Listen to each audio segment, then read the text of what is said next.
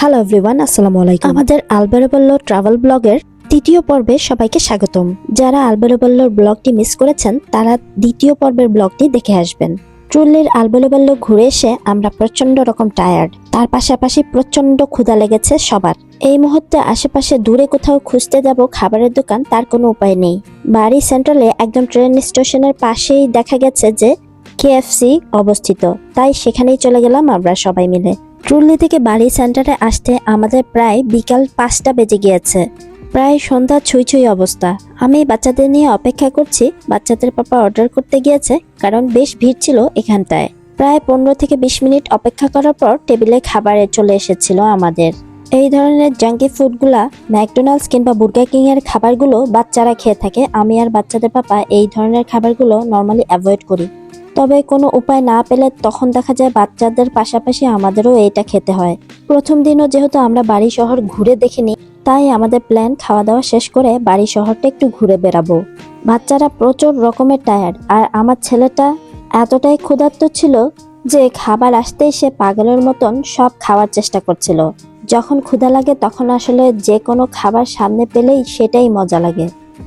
এমন হয়েছে আমাদের বাচ্চাদের।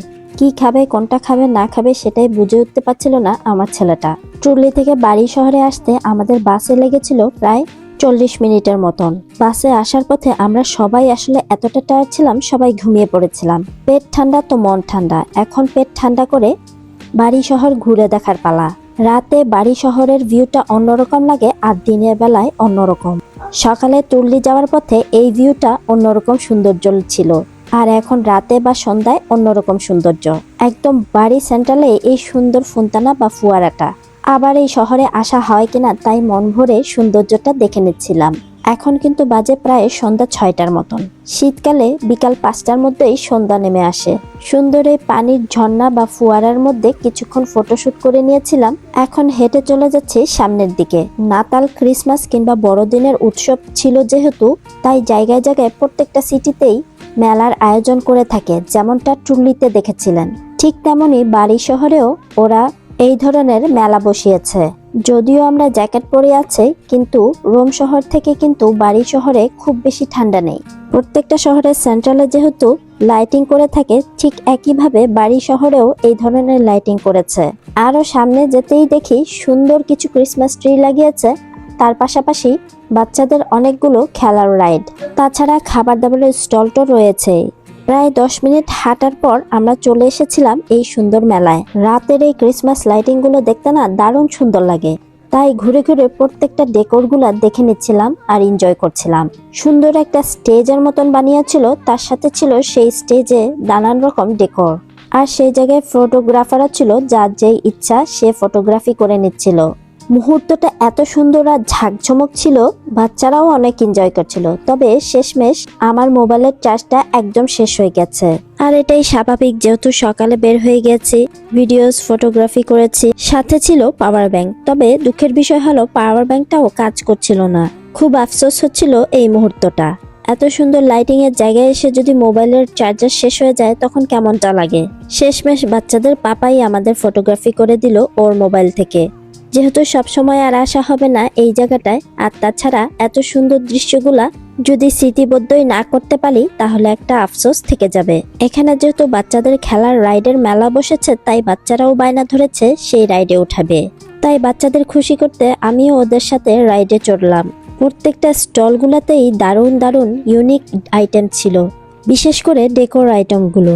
সবগুলা স্টল তো দেখা তো আর সম্ভব না, তাই যেগুলো একটু ইউনিক সেগুলো দেখা গেছে যে দাঁড়িয়ে কিছুক্ষণ দেখে নিয়েছি। গুগল ম্যাপে বাচ্চাদের পাপা বাড়ি সেন্ট্রালে সাগরের পাড়ের খোঁজ পেয়েছে। বেশ কিছু ফটোশুট করে আমরা হাঁটতে হাঁটতে প্রায় 15 মিনিটের মতন চলে গেলাম সাগরের তীরের কাছে। রাতের বাড়ি শহরটা আসলেই অনেক ঝাঁকঝমক লাগছিল। ছোট্ট শহর, তবে একদম পরিপাটি।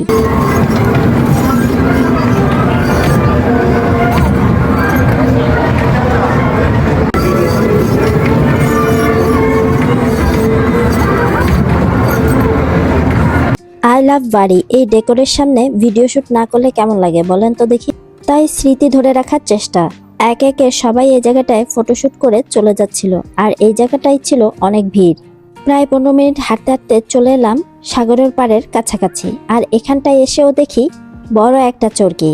এই চরকির পাশেও অনেকগুলা বাচ্চাদের খেলার রাইড ছিল। এই ধরনের চরকিগুলো দেখতে বেশ সুন্দর লাগে, তবে এই চরকিতে ওঠার সাহস আমার আর বাচ্চাদের বাবার কারোরই নেই। একবার আমাদের এই ধরনের চরকিতে উঠে আমাদের অবস্থা খারাপ হয়ে গিয়েছিল। এবার চলেন শেয়ার করি বাড়ি শহরের সেন্টারে এই সুন্দর মুগ্ধতা সাগরের পার। সামারের সময় আসলে হয়তো সাগর পাড়ে নামা হতো, শীতে কিংবা অফ সিজনে চলে এসেছি তাই আর সুযোগ নেই। তবে এই জায়গাটায় বসেও একটা শান্তি অনুভব করছিলাম। এই সাগরের বর্ডারের কাছেই আলবানিয়া দেশ, তাই আলবানিয়া দিয়ে অনেক লোকই সাগর পাড় দিয়ে চলে আসে ইতালিতে। ছোট ছোট বোট দিয়েও যেহেতু আলবানিয়া থেকে আসে, তাই এই জায়গাটা দেখলাম অনেক অনেক ছোট ছোট বোট ভেঙে রয়েছে। আরো কিছুক্ষণ এনজয় করে আমরা হোটেলে ব্যাক করেছিলাম। এয়ারবিএনবিতে এসেই বাচ্চাদের জন্য ম্যাগি নুডলস বানিয়ে নিচ্ছিলাম। বাসা থেকে বাচ্চাদের জন্য 3 প্যাকেট ম্যাগি নিয়ে এসেছিলাম, তাই এটা আজকে কাজে দিল। এই পর্যায়ে একটা রিকোয়েস্ট, যারা যারা আমার বিজনেস পেজটা এখনো ফলো দেননি, সান্তাস কালেকশন পেজটা ঘুরে আসতে ভুলবেন না। তাছাড়াও ঈদের জন্য কিন্তু নানান রকম কালেকশনস রয়েছে। আমার সাহির তো এদিকে এসে বারবার ঘুরঘুর করছে যে মা কি করছি। বাচ্চারা যে যার মতো এনজয় করছে, আর এদিকে বাচ্চাদের পাপাও ইংল্যান্ডে আমার শাশুড়ির সাথে ফোনে কথা বলছিল। যারা যারা ট্যাপ ট্যাপ স্যান্ডে বাংলাদেশের টাকা পাঠাতে চান, তারা নিজেদের মোবাইলে ট্যাপ ট্যাপ স্যান্ড অ্যাপটা ইনস্টল করে আমার কোডটা সান্তা92 এই কোডটা ইউজ করলে পেয়ে যাবেন আপনাদের ট্যাপ ট্যাপ অ্যাপে 5 ইউরো। তাহলে আর দেরি কেন, এক্ষুনি ইউজ করে ফেলুন ট্যাপ ট্যাপ স্যান্ডের এই কোড সান্তা92। এই ট্যাপ ট্যাপ স্যান্ডে কোনো রকম কোনো ট্যাক্স কাটে না। তাছাড়া বাংলাদেশে আপনাদের প্রিয়জন বিদেশ থেকে যত টাকা পাঠাবেন তার সাথে যোগ হবে 200 টাকা বেশি।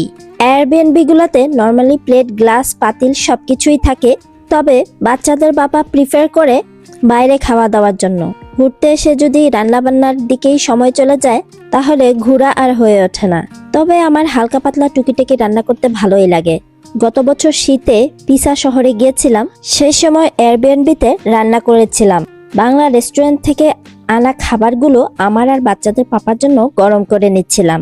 আমার আর বাচ্চাদের পাপার ডিনারে সেরে নিব এটা দিয়ে। খাবারগুলো গরম করতে করতে পিসা শহরের আর কিছু রিসোর্টে গিয়েছিলাম, সেখানে গিয়ে যে রান্না করেছিলাম সেগুলোর কথা মনে পড়ে গেল। আজকের মতন আমাদের রাতের ডিনারটা তৈরি হয়ে গেল। আল্লাহ বাঁচিয়ে রাখলে পরের দিন সকালেই আমরা রওনা দিয়ে দিব রোম শহরে। পরের দিন সকাল 10টায় আমাদেরকে এয়ারবিএনবি ছাড়তে হবে। এয়ারবিএনবিকে বিদায় দিয়ে আমরা বের হয়ে পড়েছি আর বাইরের সকালের নাস্তাটা সেরে নিচ্ছিলাম। রোম থেকে বাড়ি তো বিমান করে এসেছি, তবে যাওয়ার সময় ট্রেনে যাব। আমাদের ট্রেন ছাড়ার কথা দুপুর 12টায়, তাই হাতে আরো কিছু সময় ছিল, তাই ভাবলাম যে সাগর পাড়টা ঘুরে আসি। রাতে যেই সাগর পাড়ে ঘুরে এসেছিলাম সেই জায়গাটায় প্রায় 10 মিনিট স্টেশনে অপেক্ষা করার পর বাস চলে এলো। আর এটাই হলো বাড়ি সেন্ট্রালের বাস স্টেশন। শেষমেশ বাড়ি সেন্ট্রালের লোকাল বাসগুলোতেও উঠা হয়ে গেল।